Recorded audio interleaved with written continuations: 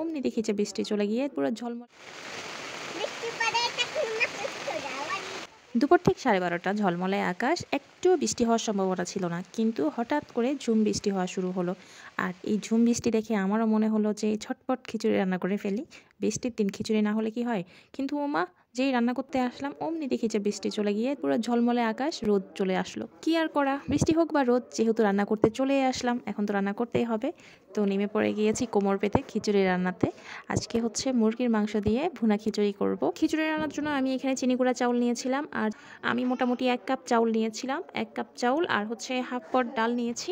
আমি এখানে শুধু মসুর ডাল ইউজ করেছিলাম, আপনারা চাইলে এখানে মুগ ডাল দিতে পারেন বা দুটোকে একসাথে মিক্স করে দিতে পারেন। আমার কাছে মুগ ডাল ছিল না তাই আমি দিতে পারি না, তবে মুগ ডাল দিয়ে খিচুড়ি রান্না অনেক বেশি মজা হয়। চাল আর ডাল সবগুলোকে একসাথে মিক্স করে ভালোভাবে ধুয়ে নিচ্ছি আমি, আর এগুলোকে আমি ততক্ষণ পর্যন্ত ধুবো যতক্ষণ না পরিষ্কার একটা পানি না পাচ্ছি। বৃষ্টির দিনে ভুনা খিচুড়ি, সাথে বেগুন ভাজা আর ইলিশ মাছ ভাজা, কি মজা তাই না? কার কার ভালো লাগে বৃষ্টির দিনে খিচুড়ি খেতে? আমার ভীষণ ভালো লাগে। ভুনা খিচুড়ির চেয়ে আমার কাছে লেটকা খিচুড়ি একটু নরম নরম যেটা, ওটা একটু বেশি ভালো লাগে। কেমন জানি ওটা বেশি মজা মনে হয়, যেন ওয়েদার ডিমান্ডেড। যাই হোক, এখানে আমি চাউলগুলোকে আরো একবার ভালো করে ধুয়ে নিব। এরকম করে আমি 3-4 বার ধুয়ে নিয়েছি চাউলগুলোকে। আমি এখানে কিছু শুকনো মশলা নিয়ে নিয়েছি, এলাচি, দারচিনি, জিরা, লং, জয়ত্রী, শুকনো মরিচ, যা যা দরকার সব নিয়েছি। একটু আদা দরকার ছিল, আদার জন্য নিচে যেতে ইচ্ছে করছে না, তাই গাছ থেকে নিয়ে নিচ্ছি। আমার আম্মা যদি দেখে আমার ইচ্ছা মতো পেদাবে, বলবে যে তুই একটু আদার জন্য নিচে আসতে পারছিস না। অথচ এই গাছটা কিন্তু আমিই লাগিয়েছিলাম। কিন্তু আমি বন্যার সময় আমাদের হাঁস মুরগিকে বাঁচানোর জন্য ছাদে উঠিয়েছিলাম, আর ওরা এসে এই গাছের উপরে আক্রমণ করেছিল।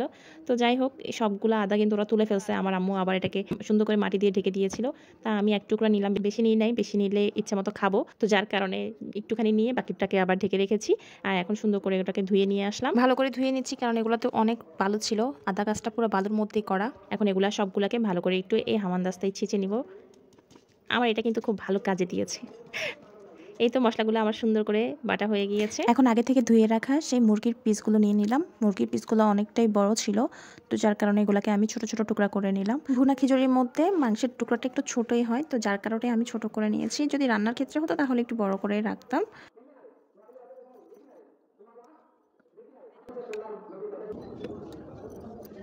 আরেকটা বিষয় হচ্ছে, আমি কিন্তু এখানে কাউকে কোনো রেসিপি দিচ্ছি না, আমি জাস্ট যেভাবে রান্না করি আমি ওটাই আপনাদের সামনে প্রেজেন্ট করছি।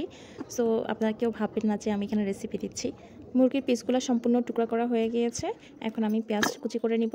কুটা কাটার পালা শেষ, এবার চুলায় একটা পাতিল বসিয়ে দিব। আর এই পাতিলটা আজকে আম্মুর থেকে নিয়েছিলাম, নতুন পাতিল, আম্মুর থেকে ধার নিয়েছি।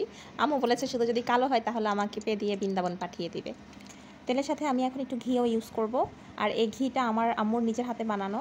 সো এই ঘিটা দিয়ে দিব একটু, এতে সুন্দর একটা ফ্লেভার আসে। তেল আর ঘিটা একটু গরম হয়ে নে। তেল আর ঘিটা ভালোভাবে গরম হয়ে গিয়েছে, এখন এখানে আমি একটু পেঁয়াজ দিয়ে দিব।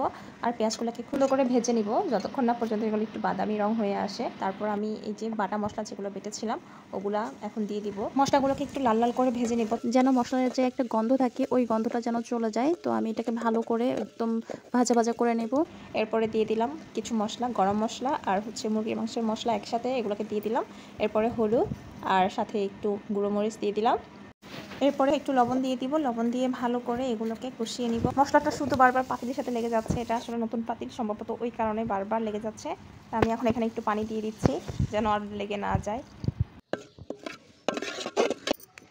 মশলাটা কষাতে দিয়ে দিলাম। এখন একটা টমেটো লাগবে, যেটা আমি ছোটো ছোটো কুচি করে নিব। এই রেসিপিটা হচ্ছে সম্পূর্ণ আমার নিজের রেসিপি, এটা আমি কারোর কাছে ফলো করি নাই, কারোর কাছ থেকে দেখিও নাই, নিজের মনের মতো ইচ্ছা মতো বানাই। আমি অত গুছিয়ে সাজিয়ে রান্নাবান্না করি না, বা করতে ভালো লাগে না, নিজের মনের মাধুরী মিশিয়ে রান্না করি। এবার ভালো হোক খারাপ হোক ওটা দেখার বিষয় না। যাই হোক, এর মধ্যে মুরগির মাংসগুলো দিয়ে দিয়েছিলাম, যেগুলো আমি আগে ছোটো ছোটো টুকরো করে রেখেছিলাম, ওগুলো সব দিয়ে এখন ভালোভাবে কষিয়ে নিব। কি সুন্দর ঝলমলে আকাশ দেখুন, কিন্তু রোদ নেই, আকাশ অনেক পরিষ্কার। আর এক পাশে বৃষ্টি হচ্ছে, আর এক পাশে একদম ধবধবে সাদা আকাশ, এর মাঝে খিচুড়ি। বৃষ্টিটা বন্ধ হয়ে যাওয়াতে একটু মন খারাপই হয়েছিল, বাট এখন আবার বৃষ্টি আসাতে বেশ ভালো লাগছে। আর এদিকে বৃষ্টি, অন্যদিকে আমার রান্নাও চলছে। তো রান্না করতে করতে বৃষ্টি বিলাস করছি, বিষয়টা অনেক মজার লাগছে। চমৎকার একটা ওয়েদার বলা যায় আজকে। তবে আনন্দের সাথে সাথে একটা প্রবলেম ফেস করেছি, সেটা হচ্ছে বৃষ্টির সাথে সাথে প্রচণ্ড বাতাসও হয়েছে। আর বাতাসের জন্য চুলার আগুন ধরা যাচ্ছে না, রান্নাটাও ভালোভাবে হইতেছিল না, এতটাই মানে সমস্যা হইতেছিল। তারপরেও আমি যাচ্ছি না ছাদ থেকে, আমি এখানেই বসে রান্না করতেছি। আমার চিন্তা ভাবনা ছিল আজকে আমি এখানে বসেই রান্না করবো, বৃষ্টি হোক, ঝড় হোক, তুফান হোক, বন্যা হোক, যেটাই হোক আমি এখানে রান্না করব। তো পরে এক পর্যায়ে দেখি যে মোটামুটি বৃষ্টিটা একটু কমে এসেছে, তো তখন বাতাসও কমে গিয়েছে, আমার রান্নাটাও খুব সুন্দরভাবে হচ্ছিল।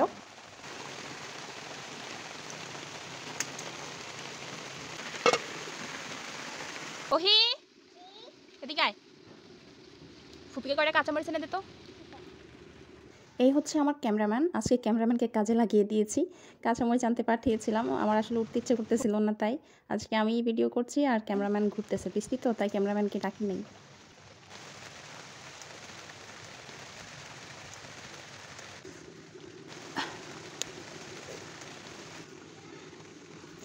Thank you. কয়টা আনছো? এখানে আমি আলুগুলোকে টুকরো করে রেখেছিলাম অফ ক্যামেরাতেই। তো এখন আমি এই আলুগুলো খিচুড়িতে দিয়ে দিব। শুধু খিচুড়ি না, বিরিয়ানির আলুও আমার অনেক বেশি পছন্দ। আর কাচ্চির আলু হলে তো কথাই নাই ভাই। আমার একটা বাজে স্বভাব আছে, সেটা হচ্ছে রান্না করতে আসলে হাতা খুন্তিটা হাতের মধ্যে পেলেই তরকারিটারে এমন ঘুটানাটা দিতে থাকি যে এগুলোর অস্তিত্ব রাখতে ইচ্ছে করে না এইরকম। তো যাই হোক, এখন আমি চাল ডালগুলো ধুয়ে রেখেছিলাম, ওগুলো দিয়ে দিচ্ছি। আমি খুব স্বল্প পরিমাণে খিচুড়িটা করছি, যেহেতু পাতিলটা ছোট, তো ওই হিসাব করে কিন্তু খিচুড়ির চাল আর ডালটা নিয়েছিলাম, যেন পাতিলে বেশিও না হয় আবার যেন কমও না হয়, যেন পারফেক্টলিভাবে যেন হয়, ওই হিসাব করে আমি নিয়েছি।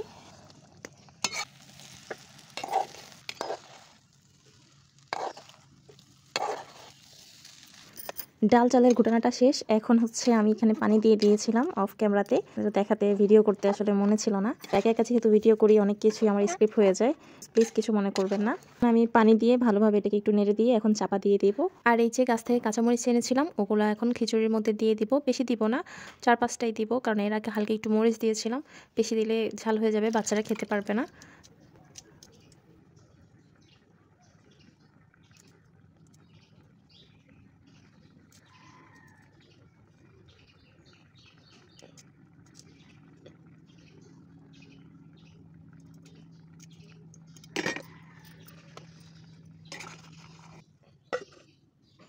হ্যাঁ যা, তুই দেখ।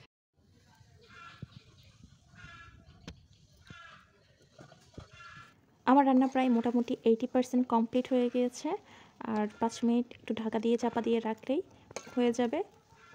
এই তো আমার রান্না একদমই কমপ্লিট। আমি আগুন নিভিয়ে দিয়েছি আর হালকা একটু দমে রেখেছিলাম। এখন ঢাকনা উঠিয়ে দেখবো, কিন্তু আসলে অনেকটা গরম। বাট আমার বড় আপু এই গরম ঢাকনা ধরতে পারে, গরম পাতিল ধরে নামিয়ে ফেলতে পারে। আমি একটু ওর মতো ট্রাই করছিলাম যে আমি পারি কিনা দেখি। না, মনে হয় যে আমি এখনও অনেক আনাড়ি। তো এই তো আমার রান্না একদম কমপ্লিট, এখন সার্ভ করে দেওয়ার পালা। এই তো তৈরি হয়ে গেল আমার মজাদার চিকেন ভুনা খিচুড়ি। আর আজকের আমার হেসেলে আমন্ত্রিত হচ্ছে আমার মা। তো আমার মাকে আমি বলতেছি, আম্মু এখন মনে হচ্ছে যেন আমরা ছোটোবেলায় যেরকম চড়ুই ভাতি খেলতাম, ওই রকম মনে হইতেছে তুমি আমার বাসায় বেড়াইতে আসছো। তো যাই হোক, আমরা এখন নিয়ে খাচ্ছি। তো খাবারটা আসলে কেমন হয়েছে সেটা আমি নিচে সার্টিফিকেট দিব।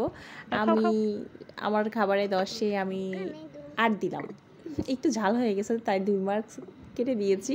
আর আমার আম্মুকে জিজ্ঞেস করলাম যে কেমন হয়েছে, আমার আম্মু বললো যে ভালো হয়েছে, খারাপ হয় নাই। আমার আজকের ভিডিওটা আপনাদের কাছে কেমন লেগেছে সেটা অবশ্যই কমেন্ট করে জানাবেন। সো আজকে এ পর্যন্তই, সবাই ভালো থাকবেন, সুস্থ থাকবেন, দেখা হবে অন্য ভিডিওতে। আল্লাহ হাফেজ।